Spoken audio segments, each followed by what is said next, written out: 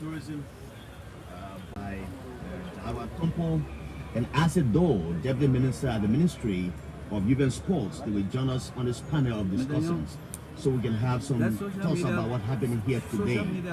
But I say to you right now, the Capitol building is getting so charged with human beings. The entrance is well guarded by security personnel. They are checking passes of individuals. They are searching people because you know the VIP comes today. Today is the final son of the president, the State of the Nation address to the legislature. The man who comes from New Jerusalem, Cleveland, Maryland County, will be the first speaker here today. I'm expecting some of my colleagues, as I said, things are completed, so will be joining me very shortly. We hope to speak on so many issues. We have invited other people to come and speak on diverse topics we've crafted. We'll look at the economy of the country, look at infrastructure, youth empowerment. We'll also look at the fight against corruption, women's empowerment, democracy, inclusive democracy rather, inclusive government, press freedom. We asked the president of Liberia, Mr. Charles Coffey, to join us, and then later Mr. Julius Kanaba will come to speak on some of those matters. Keeping the peace, yes, Alexander City will come to join us. He comes from, he's a lawyer, a Liberian lawyer. And then we'll be ending the show later right after the president's speech, and then we'll do a post-analysis of the president's sona. If you're listening to us in Cleveland, Maryland County, in Vanjama, Lofa County, in Bon County, in Banga, whether you are in Weah in Lofa County or you are in Cape Mount, in Cape Palmas, we say welcome to the show here on ERBC Radio. Studio, we are staying here right now. We are about to talk to the Speaker of the House of Representatives. You know, he's a busy man today. This panel discussion should have started at 11 o'clock, but because of the busy schedule of the Speaker, we'll start with him today, because at this point rather, because our other panelists are not here yet. So let me hasten to say welcome to the show here. We are on your ground, Mr. Speaker. Well, thank you very much. You are wholeheartedly welcome, and we are humbled to be on this platform.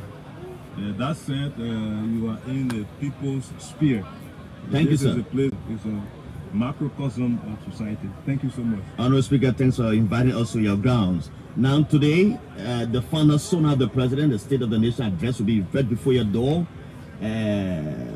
This marks the end of the first term of the president. When I say marks, because he's just ending his sona today.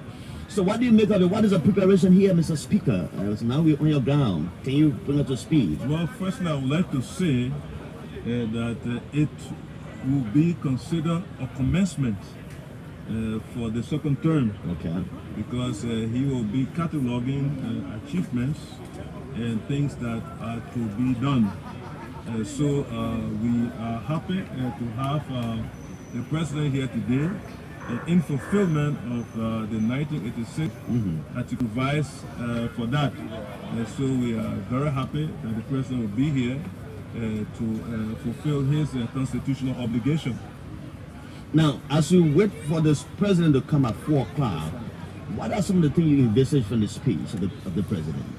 The president has been one that I would say that loves his people. Or principles of humanity.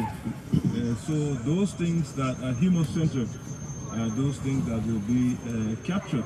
And he is one person who always deletes the negatives and accentuate the positives in the mind or words of Donald Caron, to quote her, but that's what the president does. Now, there are two things Liberians want to hear. One is about the economy, but paramount among them is making the peace stable in our country. What will you say about maintaining the peace over the last 6 years? Security is a public good. It's an adage that security is a public good without which there can be no development. And in ensuring and enhancing peace, I think it's laudable. He has done his best to not only ensure that physical security be ensured, but also human security. The physical security aspect has to do with the protection of our borders, the protection of people physically, and the human security aspect is providing those necessities in terms of other things to ensure the livelihood of the people be achieved. So on both fronts, the president has been on target. Of course, there are some circumstances, and there will always be. There are some challenges, there will always be. But he has been able to masterfully surmount all of those challenges. What about the economy? Because as we speak, Mr. Speaker, the rate, the exchange rate remains constant as we speak, which many people give that accolade to the president for that, the governing process. I mean, the Ministry of Finance and that of the economic management team to keep it stable as we speak.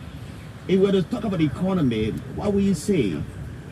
Well, the lawmakers have been creating the atmosphere to complement the work of the executive in ensuring that fiscally, financially, monetarily, things are regulated and be the best to ensure a proper livelihood of the people. So the president has been practical. He has been involved into ensuring that the economy, what is happening globally, will not, undermine the progress in this country. If you look at the globe as it is, there have been severe challenges, but our president has been dutiful, he has been masterful, and he has been able to out-general those excesses that will lead to undermining the economy. So I think the president is on target, and we are here to support his work. And in concert, we will ensure that Liberia is more buoyant in terms of economic management, and that the people of the cake. So life itself, is challenging. I mean, look at the world as it is. Things are not too normal. I would say that the last year globally was kind of annus horribilis. Even amidst those global challenges, the president domestically tried to ensure that those severity of the harsh economic reality be mitigated, and that was done with celerity. Now you've been having some deliberations on the budget just after you returned from your break. Where are we now in terms of the budget? When do we expect the budget to be passed? The budget is being thoroughly looked at. This legislature, I would call it a refinery. A kind of look at everything and across all teeth. Yes, we are doing our best to ensure that we have the best budget ever. It is not easy, but our people, this brand of lawmakers, this brand of legislators are doing their best to ensure that the budget is well addressed, and the people get those necessities that will form part of the budget instrument. Now, one other areas where your government has been criticized of in the past and currently is the issue of fighting corruption, Mr. Speaker. One of the things they say is that the legislature that you had as Speaker is one of the most corrupt institutions, because you've not been, you have not agreed to be audited as a body since you took over as Speaker. Even those who you succeeded, they didn't allow that. So what could you say about fighting corruption? Where are we in terms of that? What do you say with naysayers and the critics of the government who think that you are not doing anything much to fight corruption? That's the contrary. This legislature, time past and currently, been auditing because this legislature audits itself. Like other lawmakers and other institutions, assemblies around the world. It is where we do oversight. So the oversight we've been doing have been the one that have cataloged all of those issues that you have spoken of. So we kind of have been able to access and evaluate the trends from all branches of government, and I think the desired result is speaking to that as we are sitting. Those things will come.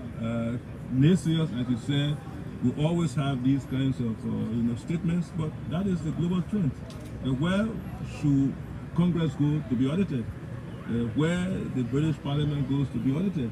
Liberia should not be an atypical, I would say, example that would go outside. We provide oversight for the country. We call all government institutions, all government officials to question them as to what is obtaining. And we do that to ourselves. So things are proceeding well. What about press freedom as we end this conversation, Mr. Speaker?